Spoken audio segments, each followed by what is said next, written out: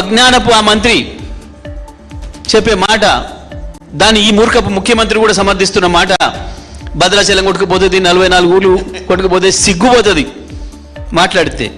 ప్రజలు కూడా తెలవాలి, రైతులకు.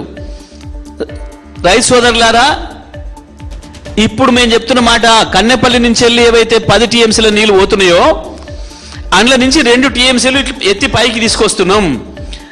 ఈ మూర్ఖులు చెప్పే మాట ప్రకారం ఈ నీళ్లు మళ్ళీ కిందికి జారి వెళ్ళిపోయినా ఈ 2 టీఎంసీలు అన్న కలుస్తాయి. రిపోర్టర్ మిత్రులు కూడా వినాలి.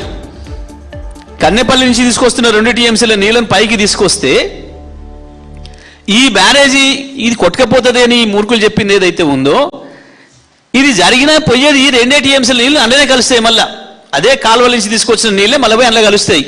ఇక దీనికి భద్రాచలం కొట్టుకుపోయేది ఎక్కడ, ఇంకా 44 ఊర్లు కొడంగల్లు హుజూర్ నగర్లు కొట్టుకుపోయేది ఎక్కడ, యానించి కొట్టుకుపోతాయి. నిజమే దీని మీద చర్చకు వస్తాడా ఉత్తమ్ కుమార్ రెడ్డి?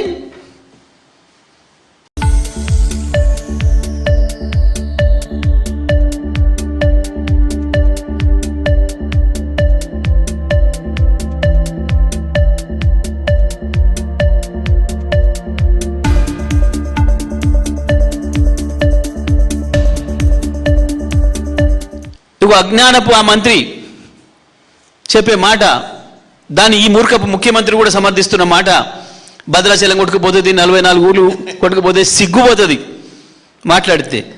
ప్రజలు కూడా తెలవాలి, రైతులకు. రైతు సోదరులారా, ఇప్పుడు మేము చెప్తున్న మాట, కన్నెపల్లి నుంచి వెళ్ళి ఏవైతే 10 టీఎంసీల నీళ్లు పోతున్నాయో అందులో నుంచి 2 టీఎంసీలు ఎత్తి పైకి తీసుకొస్తున్నాం. ఈ మూర్ఖులు చెప్పే మాట ప్రకారం ఈ నీళ్లు మళ్ళీ కిందికి జారి వెళ్ళిపోయినా ఈ 2 టీఎంసీలు అన్న కలుస్తాయి. రిపోర్టర్ మిత్రులు కూడా వినాలి. కన్నెపల్లి నుంచి తీసుకొస్తున్న 2 టీఎంసీల నీళ్ళని పైకి తీసుకొస్తే ఈ బ్యారేజీ ఇది కొట్టకపోతుంది అని ఈ మూర్ఖులు చెప్పింది ఏదైతే ఉందో, ఇది